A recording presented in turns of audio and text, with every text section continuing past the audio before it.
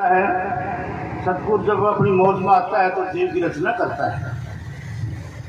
जब जब भी किसी आत्मा को परमात्मा से मिलने के लिए बुलाया जाता है तो उसको आदम का चोला मिलता है। सतगुरु उसको बंदे का चोला दे देता है और उसको किसी संत सतगुरु से मिलाता है। संत सतगुरु उसको ज्ञान देता है, नाम की डोर पकड़ाता है। अब आत्मा नाम की कमाई करती हुई संसार सागर से गिर जाती है, सतलोक अलग आगम इनामी में पहुंच जाती है जहाँ इसका परमात्मा रहता है। तब ये फिर जन्म मरण में नहीं आता। तो आज हमारा जन्म जो है बड़ा सुंदर जन्म है, बड़ा अनोखा जन्म है। अनोखी कारागरी से मालिक ने इसकी रचना जो रचाई है, लेकिन जीव भूल के अंदर फंसे हुए देवी देवताओं के चक्कर में, कर्म धर्म के चक्कर में, मड़ी मशानियों के चक्कर में, तीर्थ वर्ग के चक्कर में।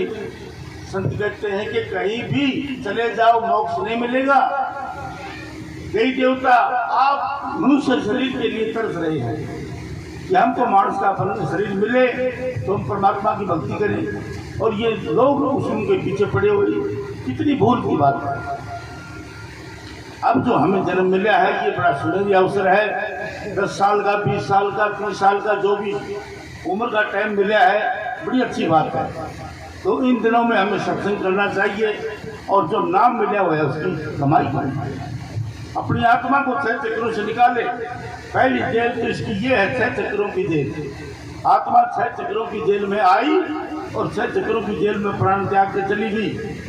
अब इसको चाहिए सेवन के द्वारा 6 चक्रों से ऊपर आए और आगे नाम है, नाम के साथ जुड़े। कौन सा नाम? जिसने सारा संसार की रचना रचाई। गुरु नानक साहब जी कहते हैं, शब्द धरती शब्द आकाश, शब्द शब्द भयो प्रकाश, सगली सृष्टि शब्द के पाछे, नानक सोई शब्द घटो घटाचे। कि वो शब्द तुम्हारी दोनों आंखों के पीछे बोल रहे, उस शब्द के साथ जुड़ो। तो ये मेहनत का काम है, प्रेम और प्यार का काम है।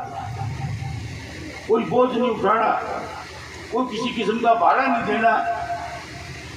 जब ये बंदे का शरीर मिल गया, सतगुरु मिल गया, तो क्या कमी है? कमी है सिर्फ कमाई करने की। हमें नाम की कमाई करके अपने ख्याल को इतना ऊंचा ले जाना चाहिए जहाँ मालिक रहता है। बिना मालिक की प्राप्ति के जीवन बर्बाद है। यूं ही आए दुनिया में खा पी के चले गए। तो इसलिए मालिक ने दया करके इस शरीर की रचना रचाई है और खुद भी इसके अंदर ही रहता है। ये मत सोचो कि वो तीर्थों पर रहता होगा या मंदिरों में रहता होगा या कहीं और रहता होगा। नहीं, वो तुम्हारे अंदर बैठा है और उससे मिलने की जो चाबी जुगत है वो गुरु के हाथ में है। तो हमें गुरु से मिलना पड़ेगा। पहले वो रास्ता बताएगा, फिर हम अंदर जाएंगे, फिर ही परमात्मा मिलेगा। परमात्मा कोई बंदा नहीं है। परमात्मा तो एक सुप्रीम पावर है जो सारे संसार को थामे खड़ी है, चला रही है इसको। वो ताकत बंदे के अंदर है, लेकिन बंदा बाहर घूम रहे हैं। कैसे मिलन होएगा? इसलिए सोचना चाहिए, समझना चाहिए कि जीवन बर्बाद जा रहा है।